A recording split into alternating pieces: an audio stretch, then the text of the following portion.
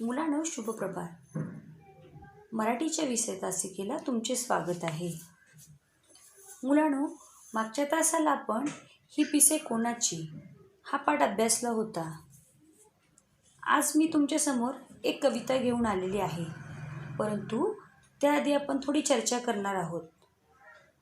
मुलांनो,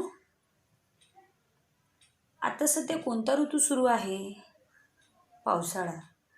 मुलांनो, पावसाळ्या ऋतूमध्ये निसर्गातील वातावरण खूप सुंदर होते. निसर्ग सर्वत्र बहरलेला दिसत असतो. अशा या पावसाळ्याच्या वातावरणामध्ये खूप चैतन्यमय वातावरण निर्माण होते आणि चोहीकडे आनंदच आनंद आपल्याला दिसतो, कारण हवेतही गारवा असतो. म्हणून तुम्हा आपणा सर्वांना पावसाळा ऋतू खूप आवडत असतो. मुलांनो, पावसाळा सुरू झाल्यावर आपल्याला वेगवेगळे आवाज येऊ लागतात, बरोबर की नाही? अशा या पावसामध्ये पाऊस आल्याचा आनंद सर्वांनाच होतो. तर मोरया पक्ष्याचा पावसाळा सुरू झाला की आपल्याला आवाज येत असतो. मोर हा पक्षी म्याव म्याव असे ओरडत असतो. या मोराच्या ओरडण्याला केकराव असे म्हणतात.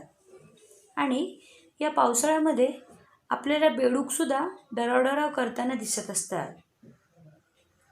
तर मुलांनो, आज आपण अशीच पावसाळा आणि बेडूक यांच्याशी संबंधित डरावडराव ही गणेश हरी पाटील यांनी लिहिलेली कविता अभ्यासणार आहोत.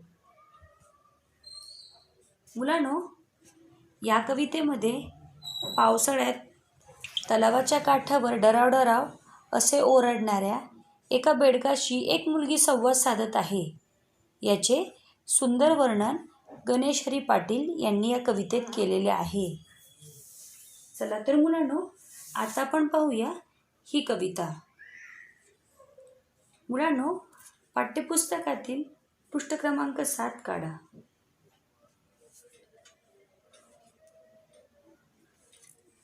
मुलांनो, कवितेचे नाव आहे डरावडराव आणि ह्याचे कवी आहेत गणेश हरी पाटील. मुलांनो, या चित्राकडे तुम्ही व्यवस्थित निरीक्षण करा. चित्रात तुम्हाला आकाशातून पाऊस पडताना दिसत आहे आणि एक तलाव दिसत आहे. या तलावाच्या किनारी झाडी आहेत आणि या तलावाच्या काठावर एका खडकावर बेडूक बसलेला आहे आणि त्यांच्याशी एक मुलगी संवाद साधत आहे. तर मुलांनो, आज आपण पाहूया की ही मुलगी काय संवाद साधते आहे. चला तर मुलांनो, कवितेला आपण सुरुवात करूया. मुलांनो, सर्वप्रथम मी ही कविता तुम्हाला चालीत म्हणून दाखवणार आहे आणि नंतर याचा अर्थ सांगणार आहे. आता आपण पाहूया कविता.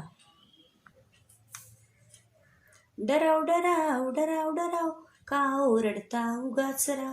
डराव डराव डराव डराव का ओरडता उगाच राव. पत्ता तुमचा नव्हता काल कोठून आला सांगा नाव. पत्ता तुमचा नव्हता काल कोठून आला सांगा नाव. डराव डराव डराव डराव का ओरडता उगाच राव. डराव डराव डराव डराव का ओरडता उगाच राव. धो धो पाऊस पडला फार तुडुंब भरला पहातला. धो धो पाऊस पडला फार तुडुंब भरला पहातला. सुरू झाली यमुची नाव आनिक तुमची डराव डराव. सुरू झाली यमुची नाव आनिक तुमची डराव डराव. डराव डराव डराव डराव का ओरडता उगाच राव. डराव डराव डराव डराव का ओरडता उगाच राव. बटबटीत डोळ्यांचे ध्यान विचित्र तुमचे दिसते राव. बटबटीत डोळ्यांचे ध्यान विचित्र तुमचे दिसते राव. सांगा तुमच्या मनात काय ही घ्या छत्री ही घ्या नाव. सांगा तुमच्या मनात काय ही घ्या छत्री ही घ्या नाव. डराव डराव डराव डराव का ओरडता उगाच राव. डराव डराव डराव डराव का ओरडता उगाच नाव. जा गाठा जा आपुला गाव आणि थांबवा डराव डराव. जागाटाचा आपुला गाव आणि थांबा डराव डराव डराव डराव डराव डराव का ओरडता उगाच राव डराव डराव डराव डराव का ओरडता उगाच राव डराव डराव डराव डराव. मुलांनो, कशी वाटली कविता? ऐकायला छान वाटली की नाही? तुम्ही पण ही म्हणण्याचा प्रयत्न करायचा आहे आणि अशा चालीत तुम्ही ती म्हणायची आहे. चला तर मुलांनो, आता आपण या कवितेचा अर्थ पाहूया. मुलांनो, या कवितेमध्ये खूप पाऊस पडताना एका खडकावर एक बेडूक डराडरा ओरडत बसला होता. त्याला उद्देशून एक मुलगी म्हणते आहे. आता आपण पाहूया ही मुलगी काय म्हणते आहे. डराव डराव डराव डराव का ओरडता उगाच राव. ही मुलगी म्हणत आहे, अहो बेडूकराव, तुम्ही असे डराव डराव का उगाच ओरडत आहात. मुलांनो, डराव डराव या शब्दाला अधोरेखित करा. डराव डराव म्हणजे हे बेडकाचे ओरडणे आहे. हा बेडकाचा आवाज आहे. आणि ओरडणे या शब्दालाही अधोरेखित करा. ओरडणे म्हणजे मोठ्याने बोलणे आणि उगाच म्हणजे कोणतेही कारण नसताना. आणि राव या शब्दालाही अधोरेखित करा. राव म्हणजे आहो. आदरपूर्वक म्हटलेला शब्द म्हणजे आहो. आता पहा मुलांनो, पुढची ओळ. पत्ता तुमचा नव्हता काल, कोठून आला सांगा नाव. म्हणजे काल तर तुम्ही दिसला नाहीत, तुमचा पत्ताच नव्हता. मग आज अचानक तुम्ही कोठून आलात, तुमचे नाव सांगा. मुलांनो, पत्ता म्हणजे राहत असलेले ठिकाण, राहत असलेले जागा. याला इंग्रजीमध्ये ॲड्रेस असे म्हणतात. या शब्दाला तुम्ही अधोरेखित करा. आणि काल, काल म्हणजे इंग्रजीमध्ये याला येस्टरडे असे म्हणतात. आणि नाव, नाव म्हणजे एखाद्या व्यक्तीचे, प्राण्याचे कोणतेही नाव. मुलांनो, आता तिसरी ओळ पहा. धो धो पाऊस पडला फार, तुडुंब भरला पहा तलाव. ही मुलगी म्हणत आहे, धो धो असा मुसळधार पाऊस पडला, सगळा तलाव पाण्याने काठोकाठ भरला आहे. म्हणजे धो धो पाऊस म्हणजे खूप मोठा असा पाऊस पडलेला आहे आणि तलाव जे आहे ते तुडुंब भरलेले आहे. तुडुंब भरणे म्हणजे काठोकाठ भरणे. आणि तलाव म्हणजे तळ. याला इंग्रजीमध्ये पॉन्ड असे म्हणतात. आता पुढची लाईन पहा मुलांनो. सुरू जाहली आमुची नाव, आणि तुमची डराव डराव. आणि अशा या खूप मुसळधार पडणाऱ्या पावसामध्ये मी काय करत आहे, कागदाची होडी सोडत आहे. आणि मी असा आनंद लुटत असताना तरी तुमची डराव डराव चालूच आहे. म्हणजे तुमचे ओरडणे चालूच आहे. तर ही मुलगी सांगत आहे, असा मी आनंद लुटत असताना तुम्ही तुमची डराव डराव बंद करा. तुम्ही तुमचे डराव डराव थांबवा. मुलांनो, आता आपण ही 2 कडवी पाहिली. या 2 कडवीतून आपल्याला याचा अर्थ समजलेला आहे, बरोबर की नाही? आता आपण याच्यावर आधारित काही प्रश्नांचा अभ्यास करूया. मुलांनो, सर्वप्रथम आपण या कवितेवर आधारित रिकाम्या जागी योग्य शब्द लिहा या प्रश्नाचा अभ्यास करूया.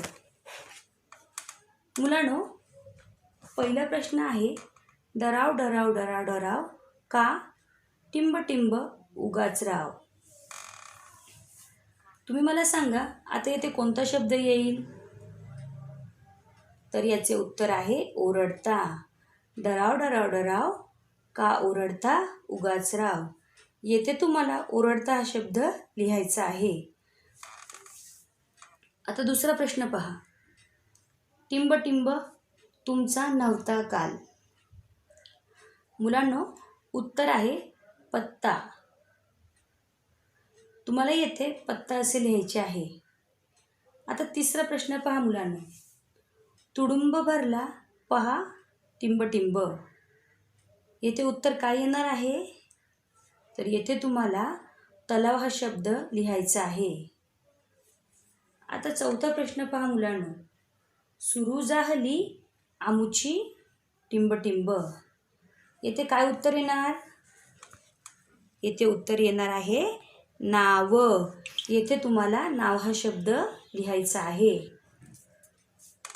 मुलांनो, यावर आधारित दुसऱ्या प्रश्नाचा आपण अभ्यास करूया.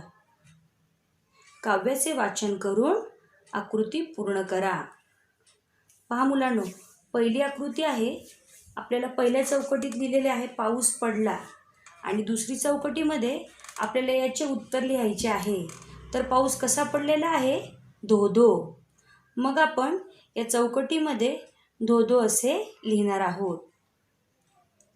आता मुलांनो, दुसरे उदाहरण पहा. तुडुंब भरला. आता आपल्याला दुसऱ्या चौकटीत उत्तर लिहायचे आहे. काय लिहिणार आहे आपण? तुडुंब भरला तलाव. म्हणजेच उत्तर आहे तलाव. मुलांनो, आता आपण तिसरा प्रश्न पाहूया. एका वाक्यात उत्तरे लिहा. मुलांनो, पहिला प्रश्न आहे. डराव आवाज कोण करतो आहे? डराव आवाज कोण करतो आहे? कोणी सांगेल मला याचे उत्तर? उत्तर आहे डराव आवाज बेडूक करतो आहे. आता दुसरा प्रश्न पहा मुलांनो. तलाव का भरला आहे? उत्तर आहे धो पाऊस पडल्यामुळे तलाव भरला आहे. तर मुलांनो, अशा प्रकारे आज आपण कवितेची 2 कडवी पाहिलेली आहेत आणि त्यावर आधारित प्रश्नांचाही आपण आज अभ्यास केलेला आहे. माझी अशी अपेक्षा आहे मुलांनो की ही कविता तुम्हाला व्यवस्थित समजली असेल. तुम्ही या कवितेचा अर्थ समजून घेण्याचा प्रयत्न करा आणि काही शंका असल्यास तुम्ही मला विचारू शकता. धन्यवाद.